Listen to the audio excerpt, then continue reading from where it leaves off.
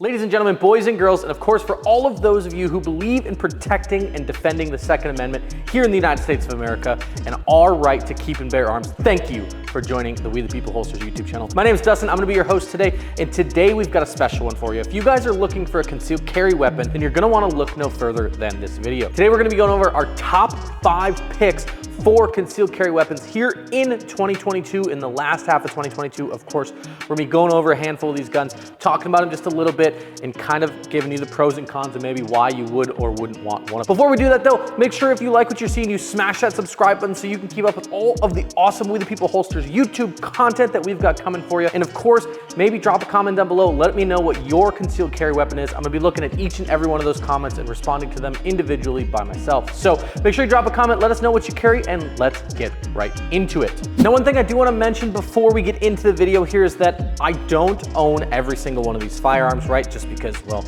quite honestly, my budget just isn't that big. However, I have had the opportunity to shoot every single one of these guns within the last 7 days. I actually went down to my local gun range. They had each and every one of these models there between the ones that we owned and of course the ones that we needed to rent. And I got to shoot all the same ammo through them. So of course, big shout out to Freedom Munitions for supplying the ammo for this one. They hit us up with some of their Pro Match 124 grain hollow point 9mm ammo. Shot fantastically, really enjoyed it. So huge shout out to those guys for hooking it up on the ammo here, of course. Another quick note I wanna make here talking about these firearms is that there are some instances where we're gonna talk about a particular model. However, the general family of that firearm should be considered to be in the same point here, right? So case in point, for example, the Glock 43 and Glock 43X, or some of the other ones we look at today will have very similar families. They're very similar firearms, just a couple of minute differences. You can take those one and the same. I just didn't want to get super minute with it because obviously we can only have so many firearms in front of us. But that's enough out of me. Let's get into the video. All right, guys, now the first gun we're going to look at here, I'm just going to clear this one right away, do a visual inspection. That is clear. This is the Smith & Wesson M&P Shield 9. Now there's a couple of variations of this gun like we just talked about where you could pick one or the other, but this is the particular one we're looking at, the M&P9 Shield, of course. It's gonna feature an 8+1 magazine capacity, 9 total rounds. It's gonna have a 3.1 inch barrel, which is pretty standard for that compact and subcompact pistol size, of course, giving you an overall length from the back here to the front of 6.1 inches. Now in terms of sights, this one's gonna have the 2 white dots on the rear post here, and then of course a single white post up in the front here as well. Pretty traditional 3-dot system, right, that we see in most pistols. It's gonna feature a thumb safety. One of the unique things about this particular one compared to some of the other ones we're gonna look at, this is the only one today that's going to have that manual thumb safety. Of course, flip it off, flip it on. Simple as that. Other than that, really solid built handgun, super sturdy. They feel pretty good in the hand. Mag release is a little bit stout, especially if a little bit smaller hands like I do, but it does fit very well in the hand here, of course, as you guys can see. Now, another thing I will note about this one is it is a polymer frame and a steel upper, right, as most of these pistols are. However, this one is a little bit heavier up on the top side. In fact, it weighs in at about 20.8 ounces, which is a little bit heavier considering the fact that, again, this one only has an 8+1 capacity and it is a little bit smaller in the hand.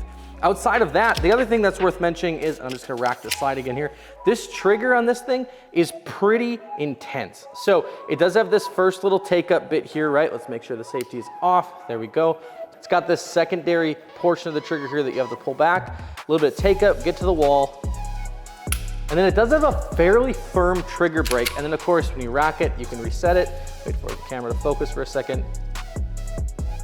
It has a really soft trigger reset. It's very quiet, and then brake again. So the brake is nice and loud, but that reset is very almost mushy and kind of soft. So if you're a trigger snob, one thing to note about this gun is that it does have a pretty solid trigger, of course, in terms of overall pull weight. So something quick to note here about this one, of course, if you're looking at this, if you have a little bit smaller hands or you're a little bit softer in the hands or something like that, then you may have a little bit of issues firing this one. Other than that, super solid pistol, really love it, and definitely has a place on our top 5 list of concealed carry weapons. Up next on our list in the number 4 spot is going to be the Springfield XDS. Now, this handgun and I actually have a little bit of history. This was mine. I actually sold this to a friend of mine. However, this was my very first pistol, so it's a little bit older. This is a first generation XDS, but the Mod 2, etc., kind of all fall into that same family again, right? This one's gonna feature either a 7+1 or an 8+1 magazine. Hopefully you guys can see that. Steel mags, of course, with the plastic follower. And then the mags either sit square in the bottom, or of course this one has the extended mag. So it slides in here just like that. As you guys can see, kind of sticks out of the bottom of the hand grip there. One unique thing about this one is it does have this back strap safety right here. So basically what happens is as your palm grabs that, it essentially kicks that safety off, of course, and then you're ready to fire. It also has, hopefully you guys can see that, it also has this second stage trigger in here as well. So it's a 2-stage trigger plus the palm hole safety. Really, really simple there. Outside of that, it's gonna feature a 3.3-inch barrel, gives you a total overall length of about 6.3 inches, right? So pretty standard again for this kind of compact or subcompact style gun. One thing to note about this one is it is the heaviest gun in the lineup we're gonna talk about today. This one's a little bit of a beefcake. She comes in at 23 freaking ounces. So a little bit heavier. Most of that weight, of course, is up in the slide here. It's just a little bit beefier. It does have these nice slide serrations on the back here, so if you need to manipulate that, you can slide that back relatively easily. Outside of that, it's gonna feature 2 white dots in the back, 1 red fiber optic up in the front.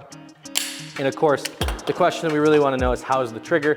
So again, palm hole safety in the back, 2-stage trigger, take up, get to the wall, and then a little bit of creep as you come through the wall. So definitely not a super clean break. And then the reset, of course.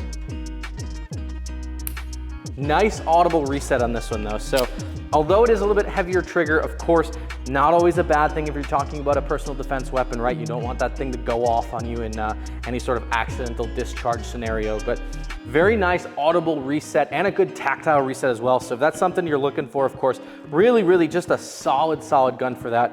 Another thing to note here quick on it, and I don't want to rag on it too much, I'm not a huge fan of the stippling here on the grip or the texture, I guess you could call it, whatever that happens to be.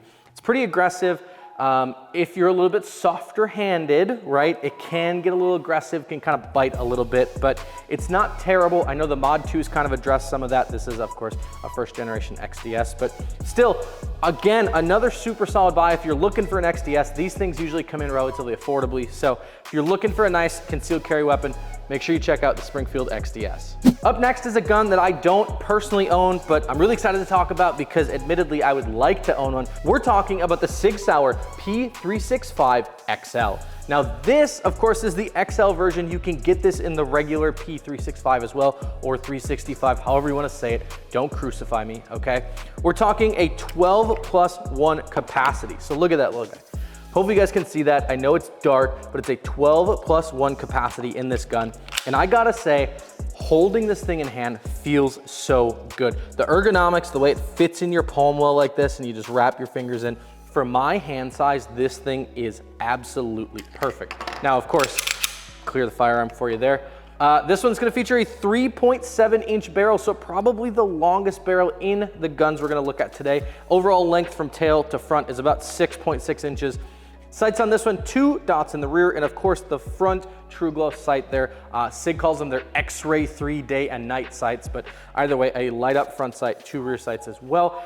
This one also does come optic ready. You can see it's got the little plate there that you can pop out of there and mount your red dot. Coming in relatively light, this one is 20.7 ounces and it balances just super, super well in the hands. It just feels really good. I love the grip texture on this, fits in the hand super well. And then of course, the belle of the ball when it comes to almost seemingly all of Sig's firearms, the trigger. Flat face trigger, sits a little bit forward, bring it back, a little bit of take up, see that? Just to the wall, and then clean trigger break, not a lot of creep, and then of course the reset. Very, very clean, crisp, very audible. I'm gonna do it again in front of the little camera here.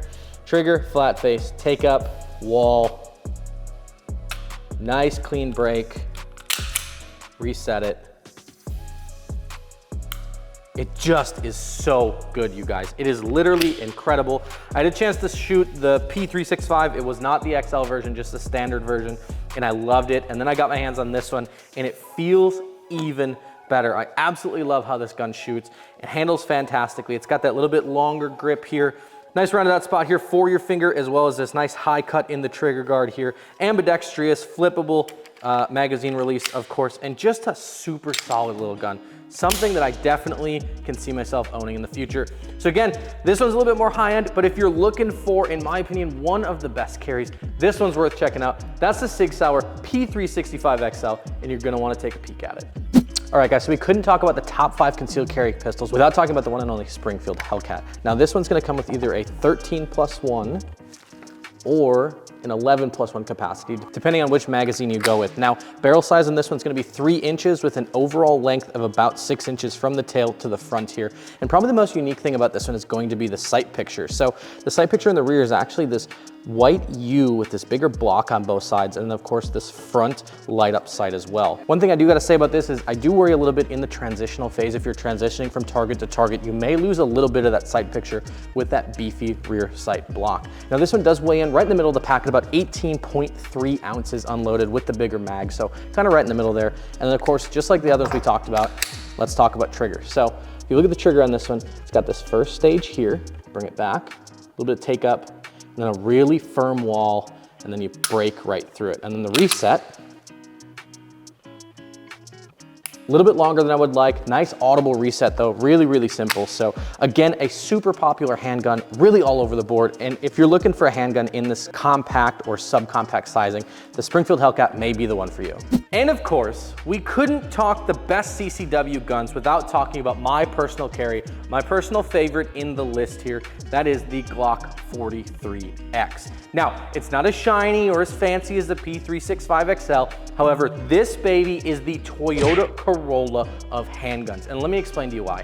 Magazine capacity, let's clear here quick, perfect. Mag capacity, 10+1, right? Super simple, plastic Glock mags, plastic follower, really, really easy. We're talking a 3.4-inch barrel, gives you an overall length of about 6.5 inches from rear to front.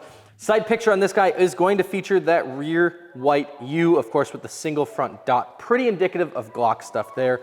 On top of that, this one's gonna weigh in at 18.7 ounces. So not the heaviest in the world, not the lightest in the world. Of course, very Glock-like. It's very square in the slide and stuff, and that's where a lot of your weight comes from.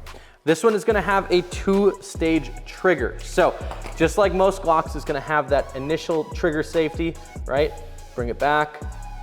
Nice short little take up, right on the wall. Clean, clean break. And then of course the reset.